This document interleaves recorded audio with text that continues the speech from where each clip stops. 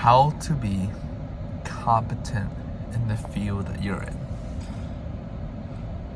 So recently, I've been thinking a lot about what competent really means. How do you judge someone competent?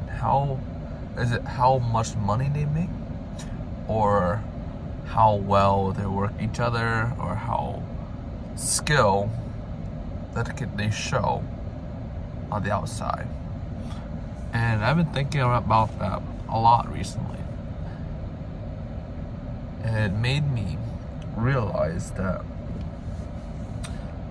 competent is a mix of a lot of things.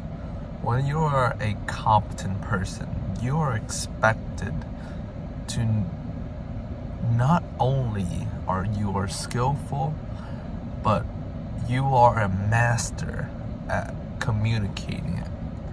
So recently, I've just been thinking that, am I really competent in my field?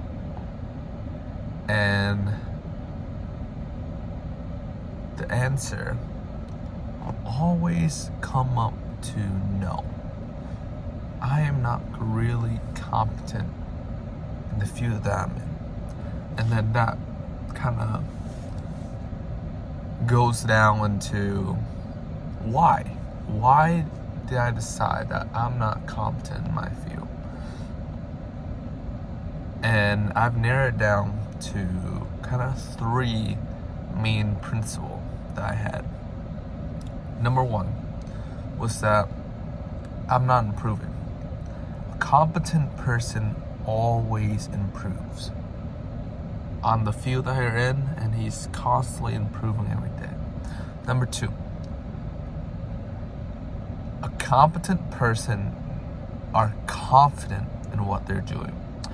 And sure, if you put me in a situation in my field, I'll probably be doing better than most people in that field. But I wouldn't say I'm confident at doing it.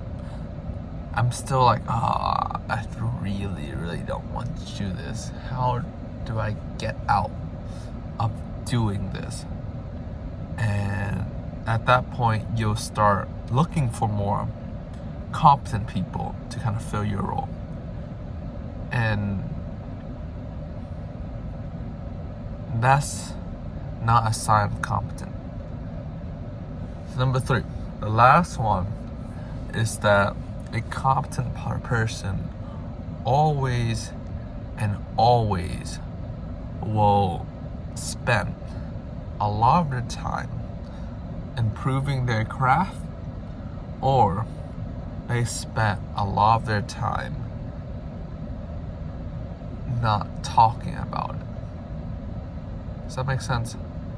So, in a sense,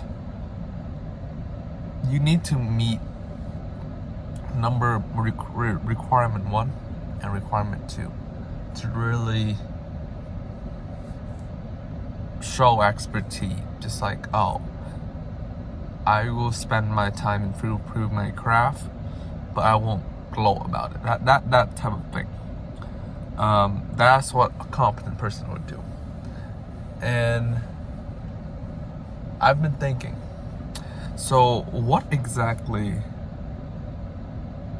make it so that I'm not competent? I'm not doing something that make me want to improve. And after 2 to 3 months of just thinking, I've come to realize that the field I'm in are not particularly the right field. And that kind of make you don't want to improve anymore. And if you don't improve in a certain field that you are in, you won't ever be competent. So then the question would be, how exactly do you start to become competent? And I've come to the conclusion that the first step to becoming competent is to find the field that you particularly enjoyed. That's the first one. Find the field that you always want to do. Find the field that you would spend doing no matter what time, who's there, or like how much money you make. It doesn't matter. The only thing that matters is that you are doing the thing that you enjoy doing. That's what the first step would be. So some of you might be thinking, how exactly do I find that? How exactly do I feel that I'm really enjoying that, even no matter how much time I have, no matter how much money I have, I'll just still do that. Personally, I think it will take a lot of experimenting. So the faster that you experience from one thing to another, the better. So think of yourself as a scientist. And a scientist will always try to find the way to test the thing the most effectively and the quickest. So if you were to say you might have some interest in knitting or like soccer or like something like that, you might have an interest in that. Okay, how would a scientist approach this?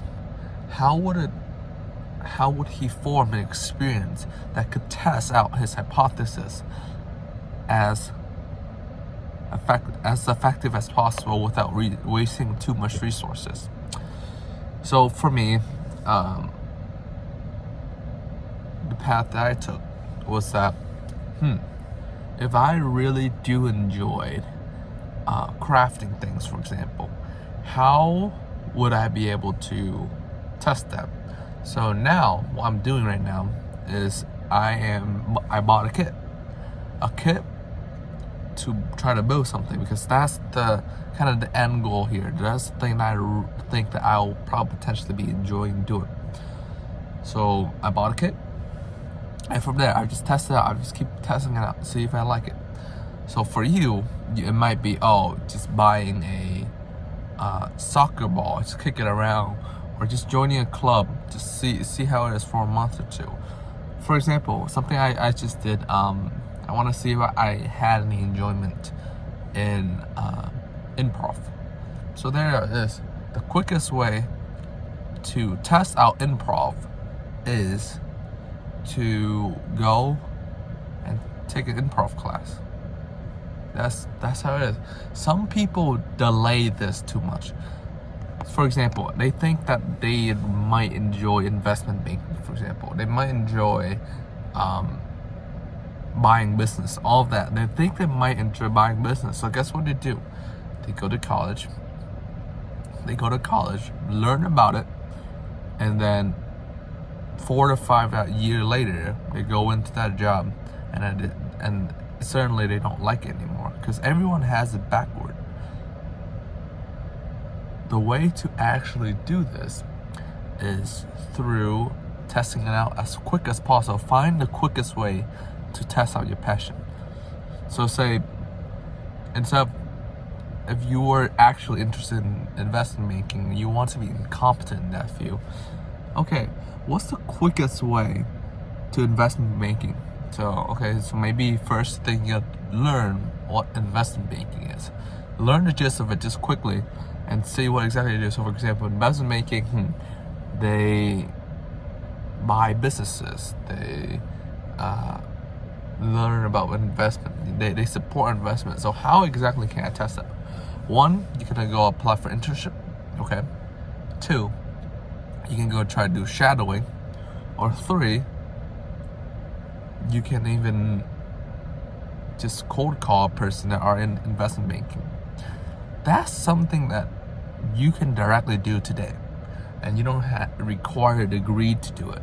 You can go and just say, hey, I'm really interested in investment banking, can I go get an intern here? Okay, they'll say no, you'll get a lot of no, but you'll eventually get yes eventually. Or if you cold call someone that are in investment banking, you will probably get a lot of people saying, oh, you should go to college, do this, blah, blah, blah. You probably won't ever get the answer you want to. But maybe once in 1,000 call, you'll get someone that are actually useful. And that is still quicker than you spending your time going to college and just waiting to go into investment banking. No one knows what investment banking is until they actually get in their job. And I just feel like it's stupid to spend the 4 or 5 years that you have to find something that you don't even know what it's like. You don't even know what type of field you're going into, because you're being sold this dream that, oh, investment banking is so great, blah blah blah blah blah, and you haven't tested out yourself.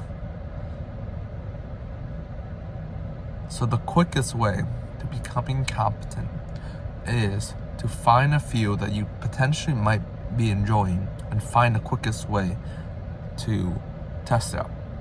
So that's the first and honestly the only step that I figured out, because right now I'm on that journey right now, and I'm not sure how exactly to become competent. But what I can tell you today is that's the first step. The first step is to find something that you truly enjoy, or something that you just think you might enjoy. So something I thought I might enjoy was scuba diving. So I went to a class in scuba diving, experience diving, and I enjoyed it, but it's probably not something that I'll do forever. It might be something I might get into later on in life. Or I found that, oh, I really enjoy martial art. So I took a martial art class. I fucking loved the first day. I loved the vibe. I loved the way that they work. Okay, now I sign up for a month. Okay, now from there I sign up for another month, and maybe I'll fight. Who knows? It typically will take progress, and you should always start out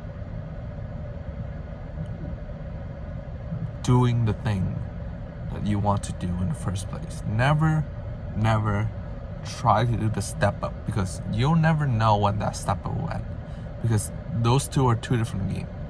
Okay, those two will always be two different games. The step up game and the thing actually itself are two different games, because you can always continually infinitely doing the step up,